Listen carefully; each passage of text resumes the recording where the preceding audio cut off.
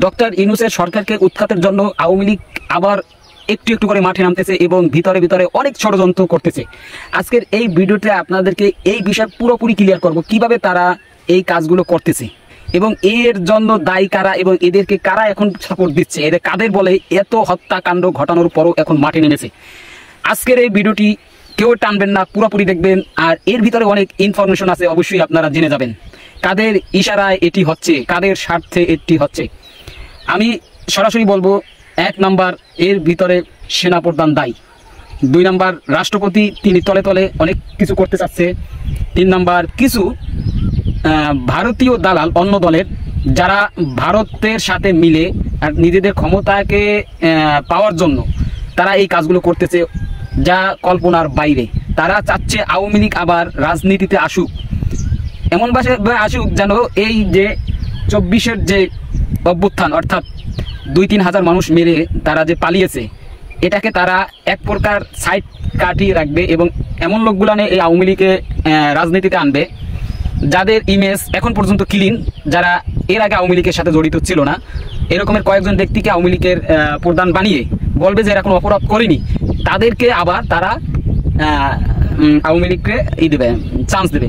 এখন একটি কথা ক্লিয়ার করে শুনে রাখুন, এরা যে নামেই আসুক, এরা যদি আওয়ামী লীগ নামে আসে, তাহলে এদের যে দোসররা যারা আনাসে কানাসে লুকিয়ে আছে, তারা যদি কোনোভাবে সুযোগ পায় তাদের নিবন্ধন বা তাদের মার্কায় ভোট দেওয়ার জন্য, তারা কিন্তু আবার শক্তিশালী হয়ে যাবে। যারা যখন শক্তিশালী হয়ে যাবে, তখন সারা বাংলাদেশের যেই এই হাসিনা বিরোধী, যেই আপনার ফ্যাসিস্ট বিরোধী, তাদের অনেক ক্ষতি হবে, অনেক ক্ষতি হবে। আর এই ক্ষতিটা করতেছে কিছু সুশীল লোক বা কিছু বড় বড় রাজনৈতিক দলের লোকেরা নিজেদের স্বার্থের জন্য। তারা যেভাবে আগাচ্ছে বা আগাতে চাচ্ছে খুবই ভয়ানক, খুবই ভয়ানক। ভারতের জড়িত। এটা এখন যদি মোকাবেলা না করা যায়, তাহলে দেখা গেল যে ভবিষ্যতের জন্য অনেক অনেক অনেক খারাপ। মোকাবেলা অবশ্যই এখন করতে হবে, কিন্তু আমাদের একটি ভরসা, সেটি কি সবাই জানেন? সেটি হচ্ছে আমাদের প্রধান উপদেষ্টা, খুবই খুবই অভিজ্ঞ একজন ব্যক্তি। তিনি রাজনীতি ব্যক্তি নয়, কিন্তু তিনি রাজনীতি ব্যক্তি না হয়ে তিনি যেই রাজনীতি শিখিয়েছে বা এখন করতেছে, সেটা কিন্তু 10 বছর 20 বছর 30 বছর রাজনীতি করেও তারা শিখতে পারেনি। তাকে যদি আমরা এখনো 2 থেকে 3 বছর ক্ষমতায় রাখতে পারি, বিশ্বাস করুন দেশের অনেক লাভ হবে, ক্ষতি হবে না। আর যেই দলগুলো ভারতের সাথে লিয়াজু করে ক্ষমতায় যাওয়ার স্বপ্ন দেখছে বা স্বপ্ন বাস্তবায়ন করতে চায়, তারা যদি অতি দ্রুত নির্বাচনের মাধ্যমে যদি এই দেশে তারা ক্ষমতা নিয়ে ফেলে, তাহলে মনে করবেন যে এই দেশের ক্ষতি হবে, লাভ হবে না। অর্থাৎ আমরা যারা দেশকে ভালোবাসি, আমরা যারা দেশের মানুষকে ভালোবাসি, আমরা যারা দেশের কল্যাণ চাই, তারা অবশ্যই যেভাবে হোক ডক্টর ইউনূসের পাশে দাঁড়াতে হবে। এখানে মনে রাখতে হবে যে ডক্টর ইউনূস এমনই একজন ব্যক্তি যে তার থিওরি যদি আমরা সঠিকভাবে কাজে লাগাতে পারি, এই দেশটা কিন্তু আগিয়ে যাবে, 100% আগিয়ে যাবে।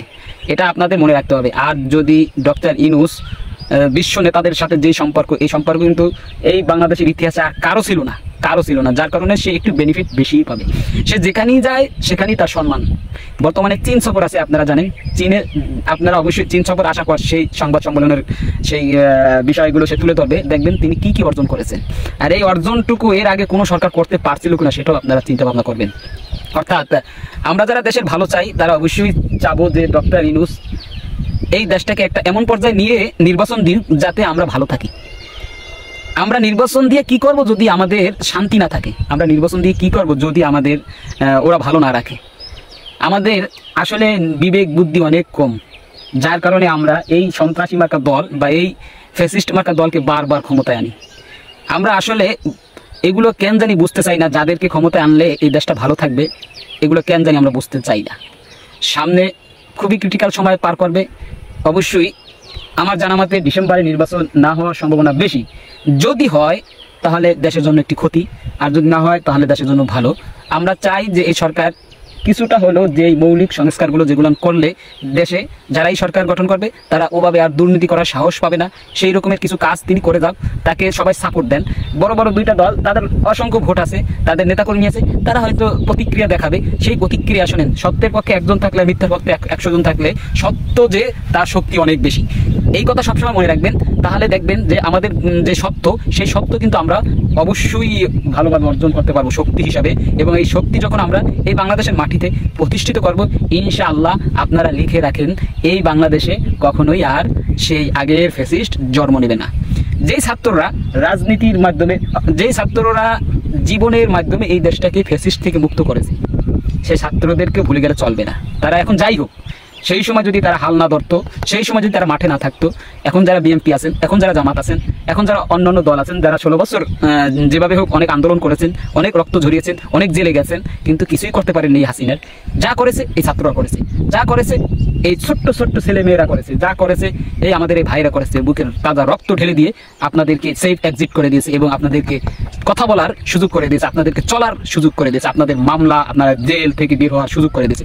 তারপর আপনারা যদি তাদেরকে ভুলে যান তাহলে কিন্তু নেমুখারামি হবে। তাই আমি বলবো যেভাবে হোক এই ছাত্রদেরকে আপনারাও মূল্যায়ন করুন, যেভাবে হোক ছাত্রদেরকে মূল্যায়ন করুন। ছাত্রদের যে মাথার আইডিয়া, সেই আইডিয়া কিন্তু আপনার 30 বছর রাজনীতি করেও কিন্তু তাদের সাথে মিলবে না। আপনি যতই রাজনীতিবিদ হন, রাজনীতিবিদ হলো এই এখনকার যারা রাজনীতিবিদ অর্থাৎ ইয়ং জেনারেশন, যেমন বিএনপির এশরাক হোসেন, এরকমের যারা ইয়ং জেনারেশন, যেমন এই ছাত্রদের যারা আছে বা অন্যান্য দলের যারা ইয়ং জেনারেশন আছে, জামাতের আছে অনেকে, এরা যেভাবে দেশ পরিচালনা করতে পারবে, আপনারা হোল্ড জেনারেশন যারা আছেন তারা রাজনীতি করতে করতে বুড়ো হয়ে গেছেন, কিন্তু আপনারা এই দেশটাকে আর ভালো রাখতে পারবেন না। একমাত্র যদি সামনে যদি কেউ ভালো রাখে সেটি হচ্ছে এই ইয়ং জেনারেশন, ইয়ং রাজনীতিবিদরা। তাই তাদের সাপোর্ট আপনাদেরকে দিতেই হবে। আজকে আর বেশি কথা বলবো না, অন্য বিষয় নিয়ে আবার অন্য একদিন কথা বলবো। ভালো থাকেন, আল্লাহ হাফেজ।